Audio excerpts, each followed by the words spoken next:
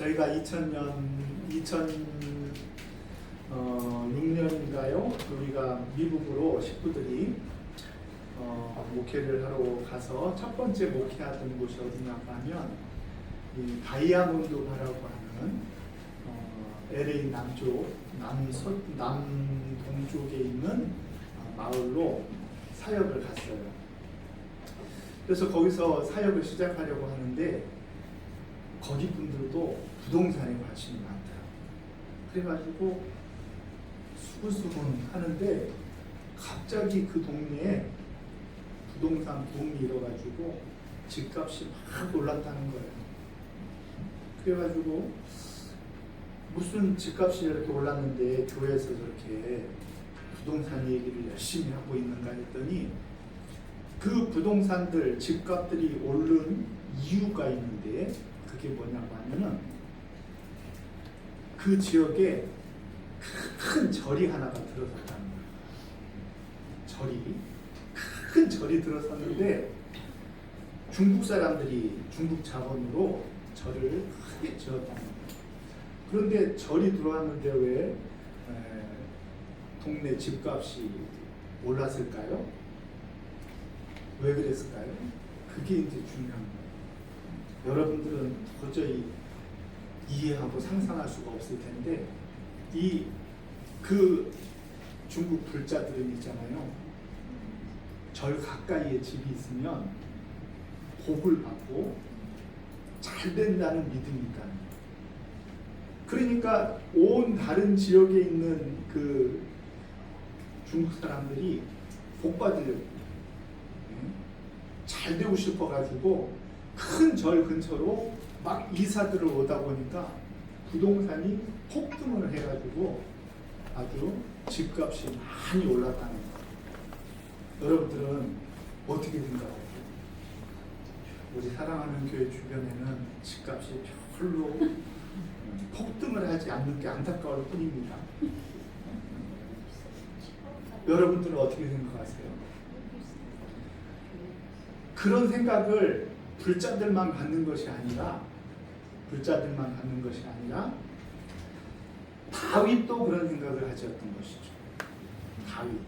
다윗은 어제 말씀에 하나님의 언약궤를 지난주에 모셔왔죠. 한 번은 실패를 봤다면서요. 왜 실패를 봤다 그랬죠? 수레를 사용했기 때문에 어깨에 매야 되는데 수레를 사용했기 때문에 그것이 문제가 됐다고 그랬는데 수레냐 어깨냐가 중요한 것이 아니라 수레를 사용하는 것은 하나님의 언약궤를 상징으로 보았다. 하나님의 임재 자체로 인정하지 못하였기 때문에 수레가 됐든 현대인의 좋은 방법이 됐든 방법이 중요한 것이 아니라 하나님의 언약궤만 모셔다 놓으면은 상징적으로 모셔다 놓으면은 복을 받으리라는 잘못된 믿음 때문에 그렇게 했다는 거예요. 그래서 역대상 15장 말씀에 보면은요, 같이 한번 우리 찾아볼까요? 지난주 말씀의 결론인데 역대상 15장 12절을 한번 찾아보세요. 역대상 15장 12절 같이 읽습니다. 시작. 그들에게 이르되 너희는 레위 사람들의 지도자니 너희와 너희 형제는 몸을 성결하게 하고 내가 마련한 곳으로 이스라엘의 하나님 여호와의 궤를 메어 올리라. 아멘. 메어 올리라 그랬죠. 13절도 읽습니다. 시작. 전에는 너희가 매지 아니하였으므로 우리 하나님 여호와께서 우리를 찢으셨으니 이는 우리가 규례대로 그에게 구하지 아니하였음이라 하니. 아멘. 역대상 말씀, 오늘 말씀은 지난주의 말씀의 병행 구절이에요. 그런데 거기에서는 명확하게 얘기하지 않았는데 이 병행 구절에 실패 이유를 분명히 하고 있어요. 매지 않았기 때문에 됐다. 전에는 매지 아니하였으나 이제는 매어서 하나님의 법궤를 모셔와야 된다 라고 해서 그 일을 이루었다는 것이죠. 그러므로 우리들은요, 수레, 그것도 새 수레, 얼마나 정성을 다했습니까? 또 그 언약궤를 맞이하기 위하여 얼마나 많은 사람이 모였다고요?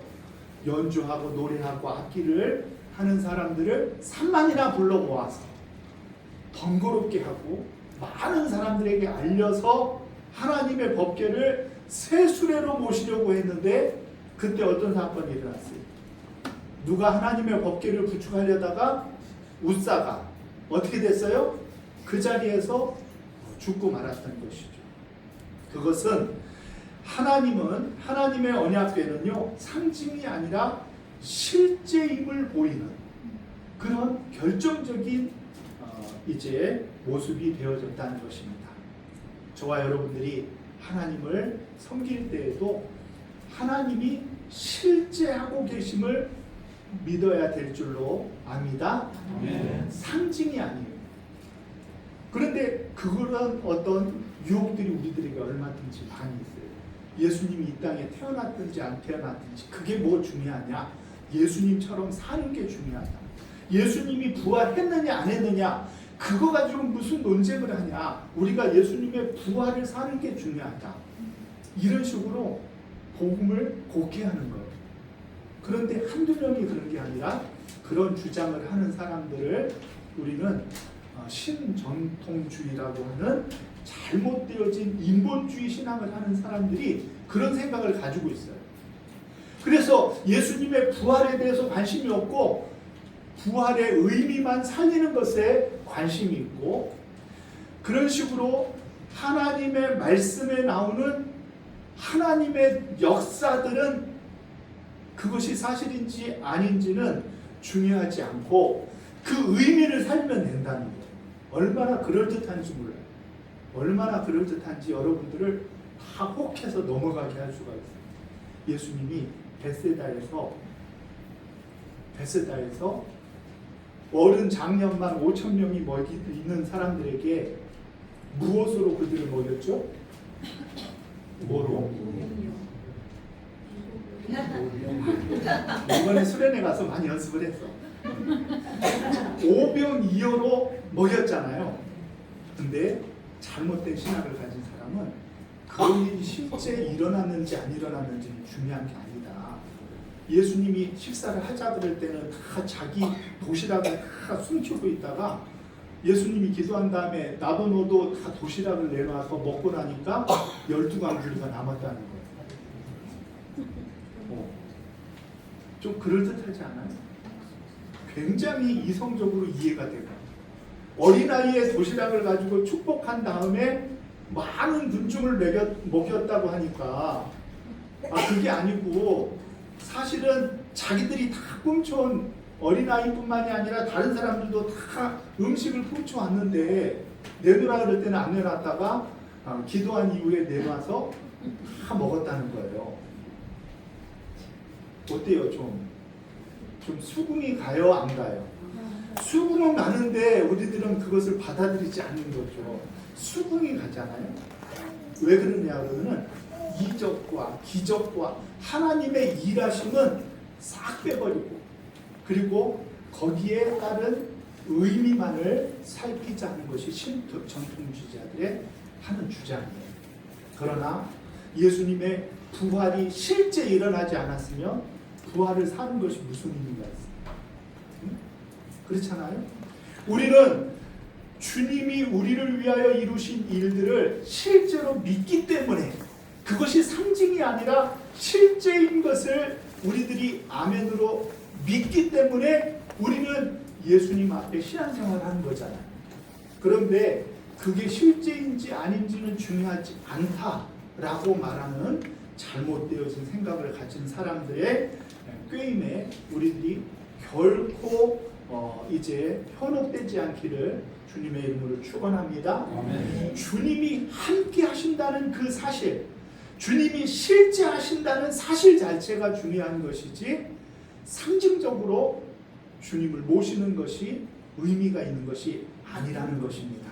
그래서 우리는 우리의 방법, 우리의 생각, 그리고 우리의 목적에 의하여 하나님을 우리들이 이용하여 신앙생활하려는 어리석은 생각을 내려놔야만 우리의 믿음이 좋은 믿음이 되어질 줄로 믿습니다. 아멘. 신앙은 하나님이 우리를 쓰는 것이지 우리가 하나님을 이용하는 게 아니랍니다. 항상 그것을 염두에 두고 살아야 돼요. 하나님이 우리를 사용하시고 일하실 수 있도록 나를 하나님 앞에 세워야지, 하나님을 내 마음대로 해보려고 땡깡 부리고 떼쓰고 그리고 내 뜻대로 되어지지 않으면은 하나님 알아서 해요 하면서 하나님께 공갈치며 하나님이 떨어요 안 떨어요? 하나도 안 떨어요. 하나도 안 떨어요. 저와 여러분들은 이 하나님의 임재를 그래서 상징으로 여기지 말고 실제로 받아들일 필요가 있다는 거예요. 다윗의 마음이 어떤 마음입니까? 오늘 보니까 그 언약궤를 모셔왔는데 그 언약궤를 위하여 다윗이 어떤 생각을 가졌어요? 다윗이 이 언약궤를 좋은 곳에 모시고 싶은 거예요. 2절 말씀 같이 한번 다시 읽습니다. 시작. 왕이 선지자 나단에게 이르되 볼지어다 나는 백향목 궁에 살거늘 하나님의 궤는 휘장 가운데 있도다. 아멘. 백향목이라는 것은 굉장히 레바논에서 주로 나는 아주 굉장히 높이 뻗은 아주 좋은 최고급 나무예요. 그 백향목으로 집을 짓고 다윗은 살았는데 하나님은 어디 계셔요? 하나님은 휘장 가운데 있단 말이에요. 휘장 가운데. 천으로 되어진 곳에서 계시단 말이에요. 그러니 다윗의 마음이 불편하다는 거예요. 불편해서 어떻게 하겠다는 거예요? 하나님을 위하여 내가 그를 좋은 데서 살듯이 백향목으로 좋은 자재로 하나님을 위하여 집을 짓고자 한 거죠. 그랬을 때 나단 선지자에게 하나님께서 5절 말씀 같이 한번 읽습니다. 시작. 가서 내 종 다윗에게 말하기를 여호와께서 이와 같이 말씀하시되 내가 나를 위하여 내가 살 집을 건축하겠느냐? 아멘. 여기서 내가는 누구예요? 내가 나를 위하여. 내가는 누굽니까? 다윗이죠. 다윗. 내가 나를 위하여. 나는 누구예요? 하나님. 다윗이 하나님을 위하여 내가 살 집. 내가 누구예요? 하나님. 하나님의 살 집을 건축하겠느냐? 아니냐? 여러분들 어떻게 생각하세요?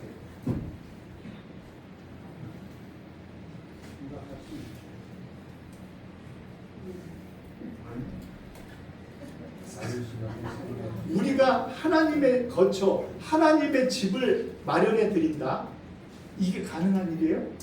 아니야. 우리 11절 말씀 한번 보세요. 11절 시작. 전에 내가 사사에게 명령하여 내 백성 이스라엘을 다스리던 때와 같이 아니하게 하고 너를 모든 원수에게서 벗어나 편히 쉬게 하리라. 여호와가 또 내게 이르노니 여호와가 너를 위하여 집을 짓고. 아멘. 우리가 하나님을 위하여 집을 져줄 수는 없고 도리어 하나님이 우리를 위하여 집을 져주겠다. 너가 나를 위하여 집을 져? 아이고 무슨 소리냐. 내가 너를 위하여 집을 져줄게. 그렇게 얘기하는 거예요. 왜 그럴까요? 왜 그러냐? 이게 중요한 거예요. 왜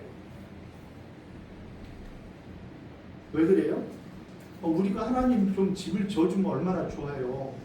성전 건축도 한다고 그러고 뭐 교회도 막 멋들어지게 짓고 그래가지고 멋들어지지 못하면은 그런 교회를 섬기면 마음이 상처받고 그러는데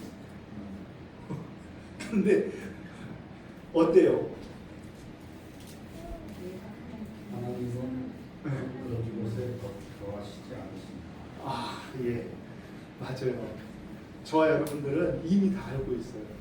하나님은 어느 특정한 장소에 거하시는 분인가요? 아니요. 그 불자들은요, 큰 절이 들어서면 각 가까이 있어야 복을 누릴 줄 알아요. 그리고 가까이 있을 때 그곳에서 어떤 신비한 힘이 있어서 우리들을 복주고 잘되게 하여 줄 줄로 생각을 해요.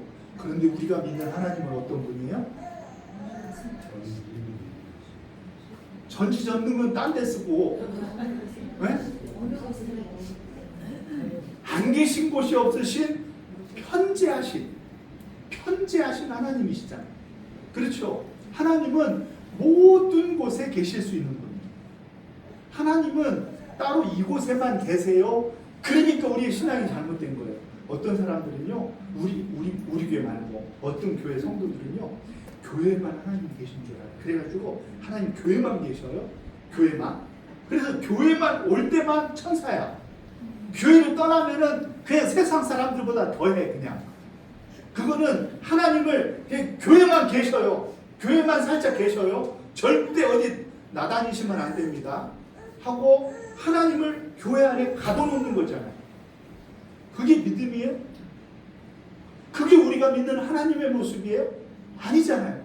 우리 하나님은 어디든지 계시고 안 계신 곳이 없으신 분. 혹시 하나님이 어디를 집 삼아 계시다고 하면 그 집은 뭐냐고 하면 저와 여러분들이 바로 하나님의 밭이요 하나님의 집이라고 해요. 그래가지고 성령님께서 뭐라 그랬어요? 성령이 우리 안에 거하시는 줄을 너희가 알지 못하느냐. 바울사도는 그래서 고린도 교회에 너희는 하나님의 집이다 그렇게 얘기를 했잖아요. 다윗이 그렇게 원하였던 하나님의 집은 다른 것이 아니라 우리들이 하나님의 집이라고. 하나님은 어디에나 계시는데 그 중에서도 하나님이 가까이 있어서 당신이 돌보시고 축복하시고 하나님께서 우리를 도와주실 곳은 어디냐고 하면 당신의 사랑하는 자녀들, 하나님의 백성들, 우리들 가운데에 거처 삼아 계시는 줄 믿으시기를 바랍니다. 그래서 뭐라고 얘기하냐고 하면은요, 네? 그러므로 우리 8절 말씀, 8절 그 앞에는 내가 언제 건축하라고 명령한 적이 있냐 얘기하고 8절 시작. 그러므로 이제 내 종 다윗에게 이와 같이 말하라. 만군의 여호와께서 이와 같이 말씀하시기를 내가 너를 목장 곧 양을 따르는 데에서 데려다가 내 백성 이스라엘의 주권자로 삼고 9절도 시작. 내가 가는 모든 곳에서 내가 너와 함께 있어 내 모든 원수를 내 앞에서 멸하였은즉 땅에서 위대한 자들의 이름같이 내 이름을 위대하게 만들어 주리라. 아멘. 그 말은 뭐냐고 하면 다윗이 하나님의 집을 지어주겠다고 그랬더니 아니야 나는 그런 명령 한 번도 한 적이 없어 하면서 뭐라고 얘기하냐면은 나는 너를 목장 곧 양을 따르는 데에서 데려다가 내 백성 이스라엘의 주권자로 삼고. 누가 삼아주셨다는 거예요? 주권자로? 하나님이 다윗을 불러다가 주권자로 삼아주었다는 거예요. 그리고 모든 곳에서 다윗과 함께 있어. 그리고 원수를 내 앞에서 멸하였고. 누가 멸하였어요? 다윗이 싸웠지만 하나님이 멸하셨다 이 말이에요. 그리고 내 이름을 위하여 너를 위대하게 만들어줄 분도 누구예요? 하나님이시라는 거예요. 나 집 없어도 그동안 나는 할 만큼 했다 너한테. 내가 너한테 할 만큼 했잖아. 그게 뭐냐고 하면은요 6절 말씀 아주 중요한 말씀이 6절 시작. 내가 이스라엘 자손을 애굽에서 인도하여 내던 날부터 오늘까지 집에 살지 아니하고 장막과 성막 안에서 다녔나니. 아멘. 오늘 6절 말씀이 중요하다는데 그 중에서도 가장 중요한 단어가 뭘까요? 다녔나니. 다녔나니. 거기에다가 동그라미를 쳐야 돼요. 우리 하나님은 성전에 계시기 전에 다니시는 하나님이셨어요. 다윗이 목동으로 유대 광야를 다니시면 그곳에 가서 그를 이스라엘의 목자로 부르신 분이에요. 하나님이 다니셨단 말이에요. 하나님이 가시고 다니셨던 분이 하나님이에요. 그런데 성전을 지으면 어떻게 해야 돼요? 이제 이스라엘 백성들이 오기만 하고 하나님이 가실 수가 없는 거예요. 그래서 성막을 짓고 하나님의 언약궤를 만들 때 가장 중요한 포인트는 뭐냐고 하면 궤를 깨워서 나무를 끼워 이동할 수 있게 만들었다는 거예요. 그것이 성막의 중요한 포인트예요. 물론 그것도 물러선 거예요. 왜냐하면 맨 처음 하나님이 세상을 지으실 때 하나님은 언제든지 어디서든지 계시는 분이셨어요. 아담이 하나님 부르면은 어디나 계시는 분이기 때문에 나 여기 있어 왜 불러? 하던 분이었단 말이에요. 성막을 만든 것도 비록 다닐 수 있고 어디든지 가실 수 있는 분이시지만 그럼에도 불구하고 성막 안에 갖추어 한계가 정해졌지만 성전은 그거보다 훨씬 못한 거예요. 왕도 마찬가지. 왕. 이스라엘 백성들이 왕을 세워달라고 했을 때 하나님께서는 내가 너희들의 왕인데 어떻게 왕을 세워달라고 하느냐 하면서 처음에는 거절했어요. 거절했다가 세운 왕이 실패한 왕 사울이었잖아요. 하나님의 성전도 마찬가지. 원리적으로 그리고 우리들이 믿는 바 믿음으로 볼 때에는 성전이 좋은 거예요? 성막이 좋은 거예요? 화려하고 좋기는 성전이 더 좋아 보이지만 그러나 성막이 더 좋은 거예요. 성막이 좋은 거예요? 아니면 성막도 없을 때가 더 좋은 거예요? 없을 때가 더 좋은 거예요. 성막이 가지 않아도 하나님은 미디안 광야에 모세 앞에 떨기나무 가운데 임재하시고 계실 수 있는 분이셨어요. 하나님을 모셔가지 않았어도 애굽에서도 하나님이 되셨고 이스라엘 백성들이 어디를 가든지 하나님은 그곳에 함께 하실 수 있는 분이셨어요. 성막을 짓기 전에는. 그런데 성막을 지은 다음에는 하나님의 방법대로 제사장들이 궤를 메어 하나님의 임재의 상징이고 하나님의 임재의 실체이신 이 하나님의 언약궤를 메고 다니야만 했단 말이에요. 그런데 이제 성전을 지으면 어떻게 돼요? 그것마저도 움직일 수 없는 그런 하나님의 모습이 되어지기 때문에 하나님께서는 나 집 필요 없어. 나를 위하여 집을 지으라고 한 적도 없고 그럴 필요가 없어 라고 말씀하여 주셨다는 것입니다.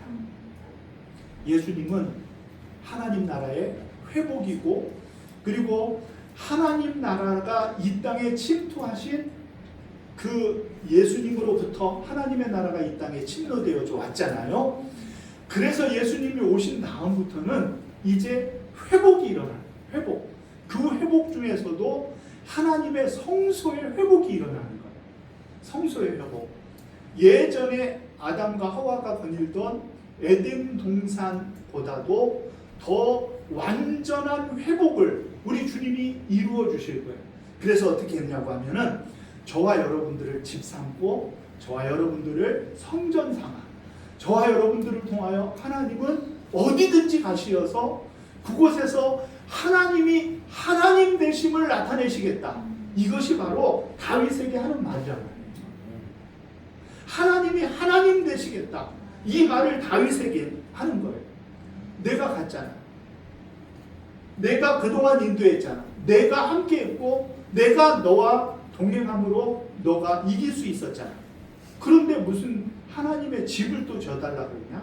똑같은 설교를 한 분이 계셨어요. 그분이 누구였죠? 스데반 집사님. 스데반 집사님의 설교의 제목은 하나님은 아니 계신 곳이 없더라. 그게 이제 설교 제목이에요. 그러니까 이스라엘 백성들, 유다 사람들이 백성들이 어떻게 했어요? 그 설교가 다 들은 다음에 은혜를 받고 아멘 이래야 되는데 돌을 들어 치려고 그랬어요. 왜 그랬을까요? 스데반을 그냥 죽여버리려고 그랬어요. 그런 설교 다시는 못하게 해야 되겠다. 왜 죽이려고 그랬어요? 그들에게는 하나님이 성전에 계셔야만 되겠다. 그들에게 있어서 성전은 우상이며 그 성전은 하나님을 제약하는 거예요. 말은 안 하지만 하나님 성전에만 계세요. 돌아서서 세상에 가면 내 방법대로 내 뜻대로 살겠다는 거야. 우리들하고 어쩜 그렇게 닮았는지. 우리가 믿는 하나님은 그런 하나님이 아니시다는 거. 우리 하나님은 휘장 가운데 거하시지만 그러나 우리는 그 휘장을 예수 그리스도의 보혈로 말미암아 찢어버리고 거쳐버린 사람들이 있어요. 예수님이 십자가를 지실 때 어떤 일이 있었다고요? 성소 휘장이 위에서 아래로 찢어졌잖아요. 그게 찢어질 수 없는 그런 물건이라는 것을 말씀드렸죠. 그게 휘장이 이만한 두께예요. 두께가 실로 짠 두께가 이만한 두께인데 그 두께는 절대 찢어질 수가 없어요. 그만큼 견고한 담이 하나님과 우리 사이에 있었단 말이에요. 그런데 예수 그리스도의 보혈은 그거를 찢으셨어요.